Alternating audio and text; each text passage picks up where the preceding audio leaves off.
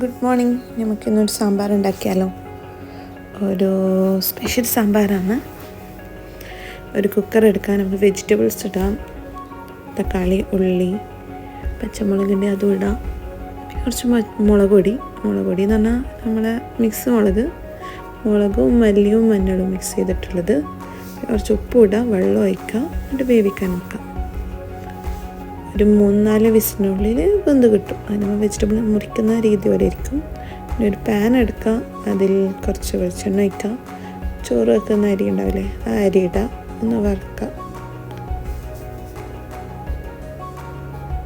വറുത്ത ഒരു പൊരിപ്പൊരിയായിരിക്കുമ്പോൾ നമുക്ക് ജീരകം ഇടാം, അതും വറുക്കാം, തേങ്ങയും ഇടാം, എന്നിട്ട് അതും വറുക്കാം. അത് 2 കഷ്ണം ഉള്ളി ഇടാം, ഒന്ന് വഴറ്റാം. കുറച്ച് മഞ്ഞൾപ്പൊടി അതിടാം, അതും ഇട്ട് ഒന്ന് വഴറ്റി അതിൻ്റെ ഒന്ന് കളറൊന്നും ജസ്റ്റ് ചേഞ്ച് ആകുമ്പോൾ പാൻ ഓഫ് ചെയ്യാൻ നമുക്ക്. എന്നിട്ട് മിക്സി എടുക്കാം. മിക്സിയിൽ കുറച്ച് വെള്ളം ഒഴിച്ച് നമ്മളെ അരക്കാം. അരച്ച് വെച്ച ശേഷം അതെടുത്തിട്ട് നമുക്ക് വെജിറ്റബിളിലിടാം. വേവിച്ച് വെച്ച വെജിറ്റബിളിലിടാം, എന്നിട്ടൊന്ന് മിക്സ് ചെയ്യാം.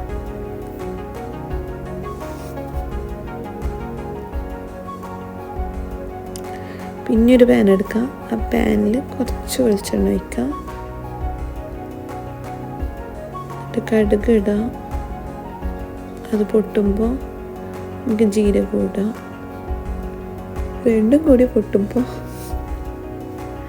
നല്ല സ്മെല്ലുണ്ടാവും. രണ്ടും കൂടി പൊട്ടുമ്പോൾ കുറച്ച് കറിവേപ്പിലയും 2-3 വെളുത്തുള്ളി ചതച്ചതും വറ്റൽമുളകും കുറച്ച് സാമ്പാർ പൊടി, ഈസ്റ്റേണിൻ്റെ ബ്രാഹ്മൺ എടുത്തിന് നിങ്ങൾക്ക് ഇഷ്ടമുള്ളത് എടുക്കാം.